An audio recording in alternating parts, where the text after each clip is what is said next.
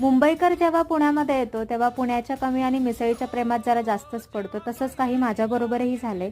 चला तर मग आज बनवायची आहे झणझणीत अशी मिसळ. तर त्यासाठी मोड आलेल्या मटकीमध्ये थोडंसं हळद आणि पाणी घालून शिजवण्यासाठी ठेवले. दुसरीकडे एका जाळीवर अर्धा वाटी इतकं खोबरं आणि 2 कांदे व्यवस्थित भाजून घेतलेत. थंड झाल्यानंतर त्याचे काप करून घेतलेत. मिक्सरच्या भांड्यामध्ये ते सगळं काही घालून त्याचं चांगलं बारीक असं वाटण तयार करून घेतलंय. कढईमध्ये तेल टाकले. तेल गरम झाल्यानंतर जिरे, कढीपत्ता, अद्रक आणि लसणाची पेस्ट तयार केली आहे ती त्याच्यामध्ये टाकले. त्यातच घालायचा आहे काळं तिखट किंवा मग गोडा मसाला, लाल तिखट, काश्मीरी लाल मिरची पावडर, हळद आणि सगळ्यात महत्त्वाचा कांदा लसूण मसाला. मसाले तेलामध्ये चांगलं परतवून घेऊन झाल्यानंतर त्याच्यामध्येच घालायचं आहे तयार केलेलं वाटण. एक 4 ते 5 मिनिटासाठी चांगलं वाटण जे आहे ते तसंच परतवत ठेवायचं. गरम असं उकळतं पाणी त्याच्यामध्ये घालायचं. चवीपुरतं मीठ आणि कोथिंबीर वरून घालायची आणि ते झणझणीत अशी आपली मिसळ तयार झाली. व्हिडिओ जर आवडला असेल तर चॅनलला देखील सबस्क्राईब